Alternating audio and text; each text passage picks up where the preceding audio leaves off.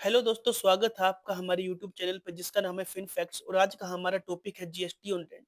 अब देखने में ये टॉपिक जितना सिंपल है उतना ही कंफ्यूजिंग है क्योंकि जीएसटी में हमारे पास बहुत सारे सिनेरियोज होते हैं। जैसे प्रॉपर्टी हमारी कमर्शियल है या रेजिडेंशियल है, लैंडलॉर्ड हमारा रजिस्टर्ड जीएसटी रजिस्टर्ड पर्सन है या अनरजिस्टर्ड पर्सन है, रेसिपेंट हमारा रजिस्टर्ड पर्सन है या अनरजिस्टर्ड पर्सन है। अगर हम इन सबको कंबाइन करते हैं तो हमारे पास बहुत सारी केस स्टडीज बन जाएंगी। जैसे कि मान लीजिए आपने अपने घर में किसी को रेंट पे एक रूम दिया है, तो आप सोचिए कि मेरे को इसका जीएसटी करना चाहिए या नहीं करना चाहिए या वो मेरा जीएसटी करेगा। कई बार हम अपने घर में शॉप्स भी बना लेते हैं और उनको रेंट पे देते देते हैं कि लाइक किसी को जनरल स्टोर के लिए, किराना स्टोर के लिए या और भी किसी शॉप के लिए। तो आप सोचते हैं कि मेरे को कोई लीगल बर्डन तो नहीं आएगा ना, क्योंकि मैंने किसी को शॉप पे रेंट पे दिया है, तो मेरे को कोई टैक्स बर्डन तो नहीं देना ना। वो ही सब हम आज देखने वाले हैं। गवर्नमेंट की नज़रों में जिसके पास जीएसटी नंबर होता है, वही एक बड़ा बिज़नेसमैन होता है और गवर्नमेंट उसी पर बहुत सारे लीगल लीगल अब कॉन्सिक्वेंसेस अप्लाई करती है। जिसके पास जीएसटी नंबर नहीं होता, गवर्नमेंट उसको मेजरली टच नहीं करती। गवर्नमेंट उसको इग्नोर कर देती है कि we don't care about you. Government उसी को तंग करती है जिसके पास जीएसटी नंबर होता है। तो आज हम अपने सोर्स डॉक्यूमेंट में देखने वाले हैं जीएसटी ऑन रेंट का पूरा का पूरा सिनेरियो। इससे आपको पता चलेगा कि हम जीएसटी ऑडिट के टाइम पे कैसे बच सकते हैं, असेसमेंट्स में कैसे ये हेल्पफुल है। अगर आप जीएसटी ऑन रेंट पे कर देते हैं तो आप कौन-कौन सी गवर्नमेंट पेनल्टी से बच सकते हैं, इंटरेस्ट से बच सकते हैं। ये सब आपको इस वीडियो में देखने के बाद पता चल जाएगा और आप सही से इसकी अकाउंटिंग एंट्री भी कर पाएँगे कि जीएसटी ऑन रेंट की करेक्ट एंट्री कैसे होती है।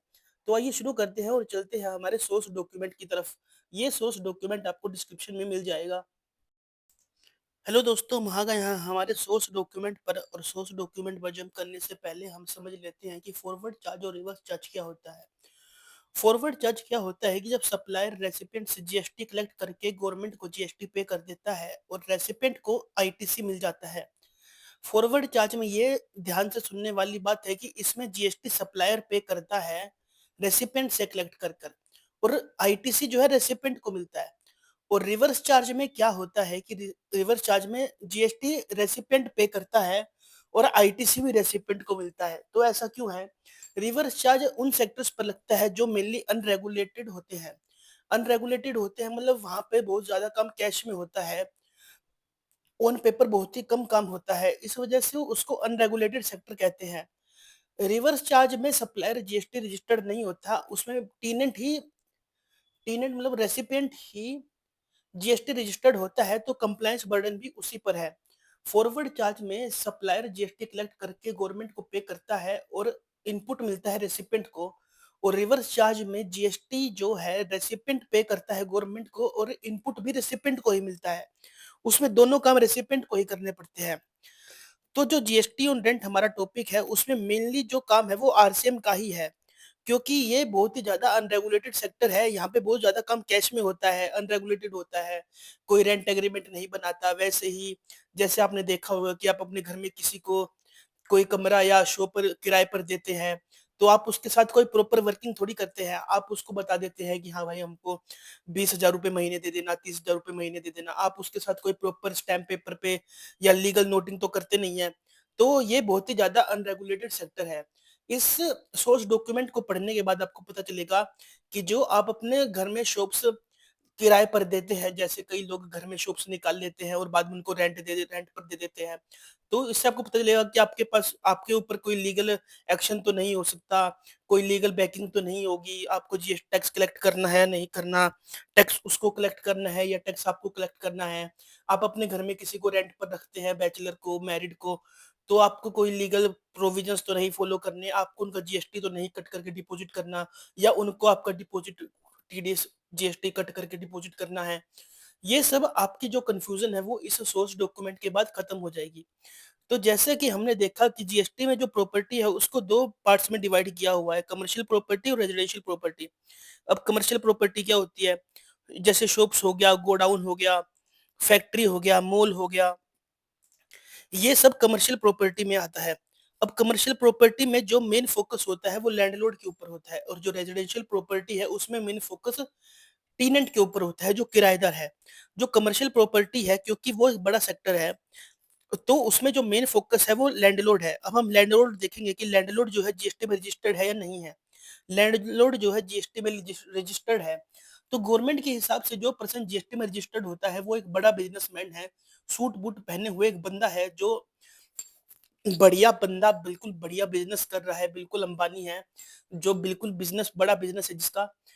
तो यहाँ पर जो लैंडलॉर्ड है उसके पास जीएसटी नंबर है, तो इससे कोई फ़र्क नहीं पड़ता कि टेनेंट कौन है, किराएदार कौन है, किराएदार छोटा है, बड़ा है, उसके पास जीएसटी नंबर है, नहीं है। हमेशा लैंडलॉर्ड को ही जीएसटी कलेक्ट करना है फॉरवर्ड चार्ज के अंदर। मतलब लैंडलॉर्ड ही टेनेंट से जीएसटी कलेक्ट करके जीएसटी गवर्नमेंट को पे करेगा और टेनेंट को आईटीसी मिल जाएगा। अब लैंडलॉर्ड के पास जीएसटी नंबर नहीं है, लैंडलॉर्ड छोटा पर्सन है, लेकिन टेनेंट जो है वो अंबानी है, मतलब वो जो है उसके पास जीएसटी नंबर है। तो गवर्नमेंट जो है जीएसटी नंबर वाले को ही पकड़ती है हमेशा, क्योंकि वो उनके सर्कल में है। जो जिसके पास जीएसटी नंबर ही नहीं है, गवर्नमेंट को पता ही नहीं इस पर्सन के पास जीएसटी नंबर है या नहीं है, गवर्नमेंट उसको पकड़ेगी कैसे? गवर्नमेंट पकड़ती ही उन बंदों को है जिसके पास जीएसटी नंबर होता है। तो टेनेंट के पास जीएसटी नंबर है, तो टेनेंट पे हमने रिस्पॉन्सिबिलिटी डाल दी कि हाँ भाई तुम आरसीएम करोगे और हमको पे करोगे, बाद में इसका इनपुट ले लेना।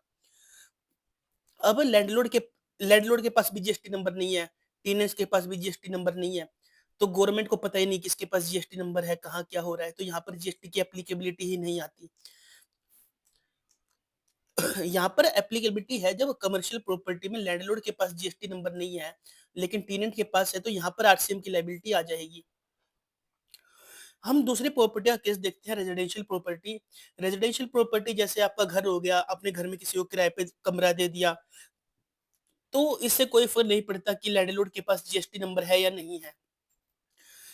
कमर्शियल प्रॉपर्टी में तो हमारा मेन फ़ोकस लैंडलॉर्ड था, लेकिन रेजिडेंशियल प्रॉपर्टी में हमारा जो मेन फ़ोकस है वो टेनेंट है, कि किराएदार के पास जीएसटी नंबर है या नहीं है।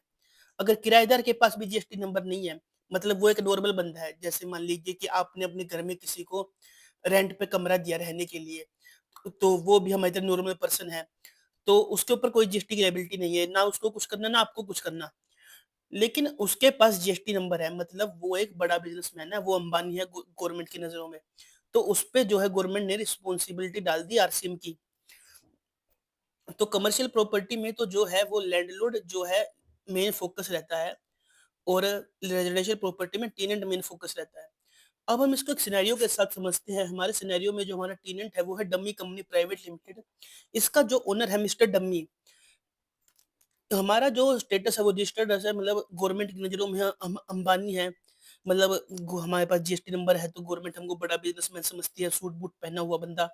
हमने जो है फैक्ट्री रेंट पे ली है, फैक्ट्री एक कमर्शियल प्रॉपर्टी है जिसमें हम अपना बिजनेस ऑपरेट करते हैं, और जो ट्रांजेक्शन हमने की है वो की है मिस्टर बाहुबली के साथ। अब इसका नाम तो बाहुबली है, लेकिन इसके पास जीएसटी नंबर नहीं है। गवर्नमेंट की नज़रों में ये कुछ भी नहीं है, गवर्नमेंट इसको कुछ नहीं समझती, क्योंकि इसके पास जीएसटी नंबर ही नहीं है। अब हमने कमर्शियल प्रॉपर्टी ली है, तो कमर्शियल प्रॉपर्टी के फ्लो चार्ट से हम देखते हैं, कमर्शियल प्रॉपर्टी के फ्लो चार्ट से हमने देखा कि कमर्शियल प्रॉपर्टी है, कमर्शियल प्रॉपर्टी में लैंडलॉर्ड है, लैंडलॉर्ड मतलब मिस्टर बाहुबली के पास जीएसटी नंबर नहीं है।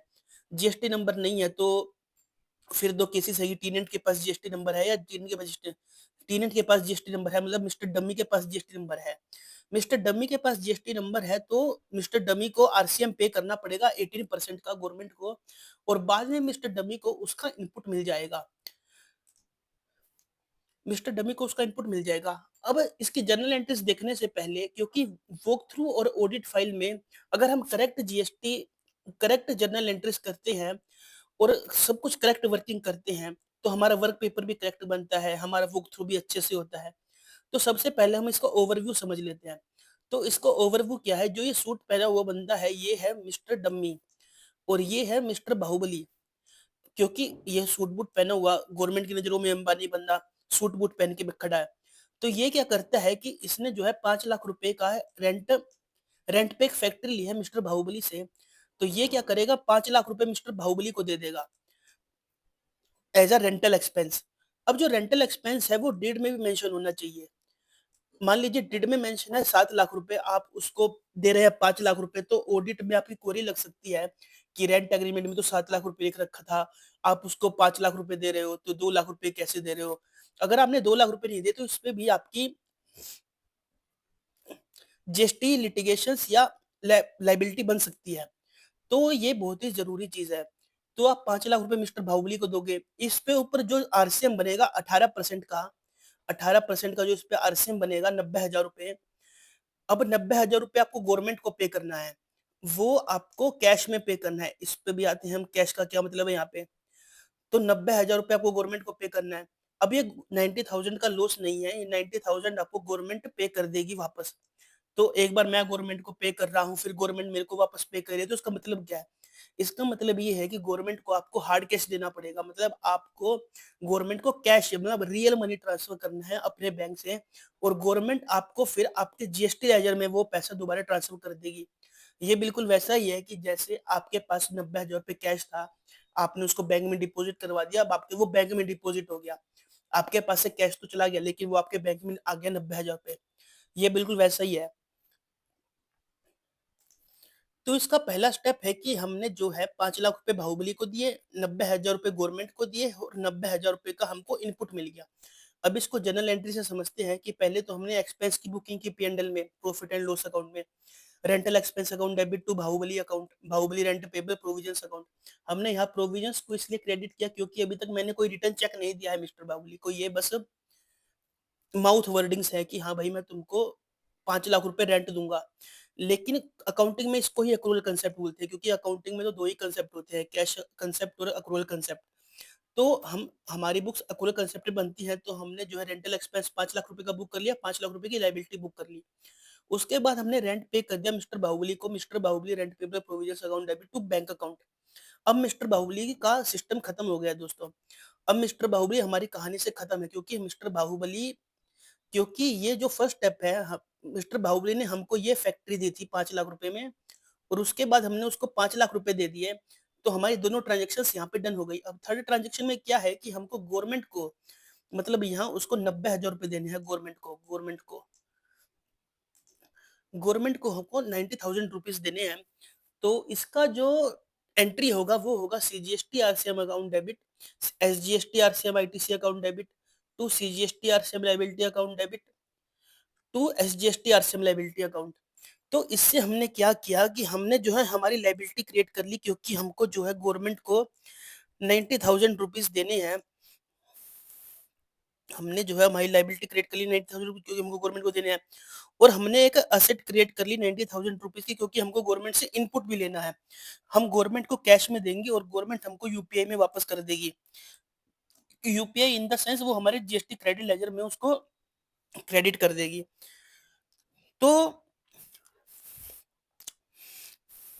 जब हम जो हमारी आरसीएम लायबिलिटी है वो हमारी करंट लायबिलिटी है, क्योंकि हमको गवर्नमेंट को पैसा देना है।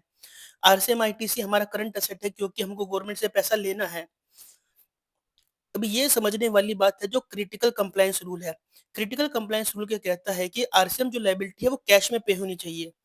अब एक बात समझते हैं, जैसे जो हमारा क्रेडिट लेजर है, जो हमारी हमारा हमारे मान लीजिए हमारे बैंक में 1 करोड़ रुपए है, हमको किसी को 90,000 रुपीज ट्रांसफर करने हैं, तो हम उसको डायरेक्ट यूपीआई कर देंगे 90,000 रुपीज। बट आरसीएम का केस ऐसा नहीं है। आरसीएम के केस में आपको उसको हार्ड मनी कैश, कैश मतलब बैंक से उसको ट्रांसफर करना पड़ेगा 90,000 रुपीज। उसको आपको कैश में ट्रांसफर करना पड़ेगा 90,000 रुपीज, और वो आपको फिर आपका जो क्रेडिट लेजर है उसमें ट्रांसफर करेगा। तो आपका जो क्रेडिट लेजर का बैलेंस है वो आपका 1 करोड़ प्लस 90,000, 1 करोड़ 90,000 रुपीज हो जाएगा।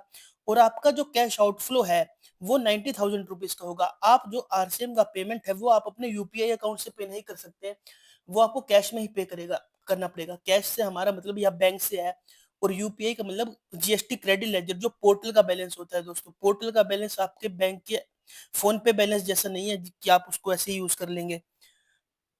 तो आपका जो जीएसटी क्रेडिट लेजर का बैलेंस है वो आपका 90,000 से इंक्रीज हो जाएगा, और आपका जो बैंक का बैलेंस है वो 90,000 रुपीज से कम हो जाएगा। तो हम जो है आरसीएम लायबिलिटी हमारी पे करेंगे, तो हमारा बैंक का बैलेंस जो है 90,000 से कम हो जाएगा, और जो हमारा क्रेडिट लेजर का बैलेंस है वो 90,000 रुपीज से प्लस हो जाएगा।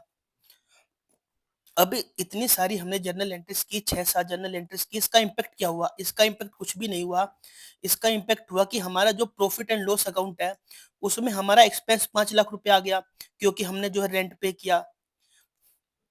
और जो कैश आउटफ्लो है वो हुआ 5,90,000 रुपीज का। ₹5,90,000 का कैसे हमने 5 लाख रुपए तो मिस्टर बाहुबली को पे किए और 90,000 रुपीज़ गवर्नमेंट को पे किए हमारे बैंक से। तो बैंक से हमारे 5 लाख 5,90,000 रुपीज़ माइनस हो गए। और बैलेंस शीट में क्या इम्पैक्ट आया? बैलेंस शीट में जो हमारा इम्पैक्ट आया वो क्रेडिट लेजर जो हमारा 90,000 रुपीज़ से प्लस हो गया। अब जो हमारा ये प्लस हो गया मतलब हमारे जो है वो कैश तो कम हो गया लेकिन हमारा क्रेडिट लेजर बढ़ गया। इस इन सब ट्रांज़ैक्शन से इन सब से हमारा बस 3 इम्पैक्ट आया कि हमारा जो है पी&एल में एक्सपेंस बढ़ गया 5 लाख रुपीज़ से, हमारा कैश कम हो गया 5,90,000 रुपीज़ से क्योंकि हमने बाहुबली को 5 लाख रुपीज़ और 90,000 रुपीज़ गवर्नमेंट को पे किया और 90,000 रुपीज़ जो है हमने और 90,000 रुपीज़ से हमारा क्रेडिट लेजर का बैलेंस ना प्लस हो गया। अब जो ये लेजर जो हमारा प्लस हुआ है ये हमारी जीएसटी लायबिलिटी को पे करने में हमारा आगे काम आ जाएगा नॉर्मल आईटीसी की तरह। ऐसे कोई ज़रूरी नहीं है कि आरसीएम आईटीसी के अलग से रूल्स हैं, वो नॉर्मल आईटीसी ही माना जाता है। जब भी आपको अब आपको ये पता है कि जब भी आप किसी को घर में किराए पे रखते हैं, तो ना तो आपको उसका जीएसटी करना, ना वो आपका जीएसटी करेगा क्योंकि आप दोनों ही अनरजिस्टर्ड हैं। क्योंकि रेज़िडेंशियल प्रॉपर्टी में लैंडलॉर्ड भी अनरजिस्टर्ड है, टेनेंट भी अनरजिस्टर्ड है, तो गवर्नमेंट बोलती है वी डोंट केयर। और जो मान लीजिए कि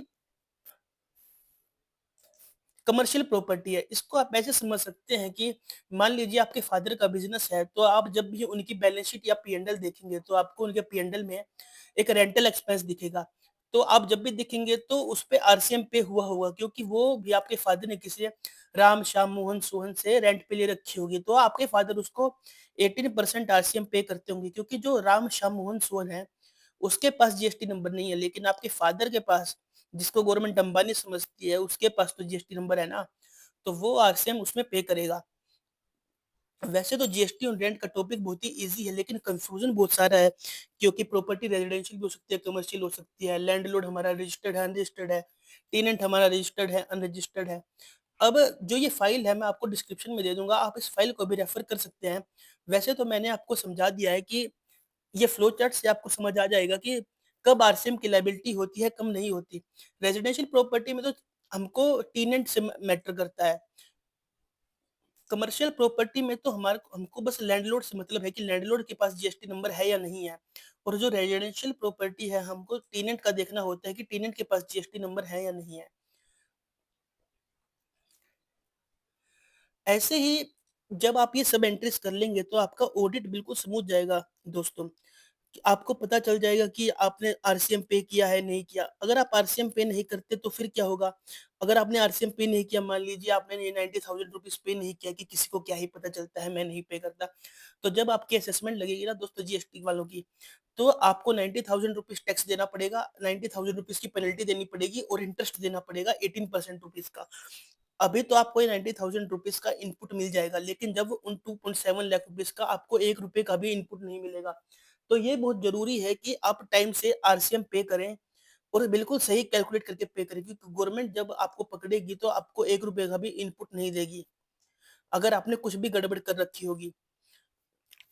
ऐसे ही आप किसी कंपनी में ऑडिट पे जाते हैं तो वॉक थ्रू करके देख सकते हैं कि ये कंपनी आप सीधा इस क्वेश्चन पे ना जंप करें कि आपको आरसीएम भरना आपने आरसीएम फाइल किया है या नहीं किया। आप पहले पूरी डिटेल को समझिए कि प्रॉपर्टी रेज़िडेंशियल है या कमर्शियल है। कमर्शियल में हमको लैंडलॉर्ड देखना होता है, रेज़िडेंशियल में हमको टेनेंट देखना होता है। अगर टेनेंट के पास जीएसटी नंबर है, तो वो फॉरवर्ड चार्ज में पे करेगा।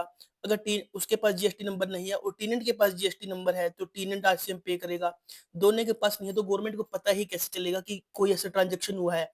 ना तो जीएसटी लैंडलॉर्ड के पास है, ना ही टेनेंट के पास है। रेज़िडेंशियल प्रॉपर्टी में भी ना ही तो लैंडलॉर्ड के पास है, ना ही टेनेंट के पास है। अगर टेनेंट के पास है तो आरसीएम है, अगर टेनेंट के पास भी नहीं है तो कोई जीएसटी की लायबिलिटी नहीं है हमारी।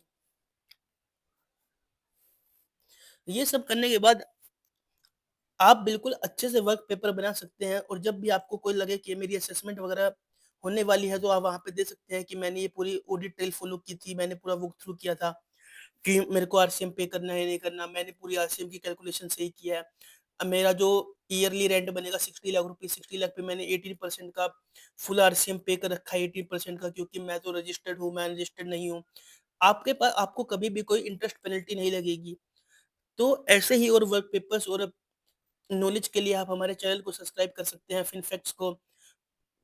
मैं मिलता हूँ आपसे अग नेक्स्ट वीडियो में। Thank you very much.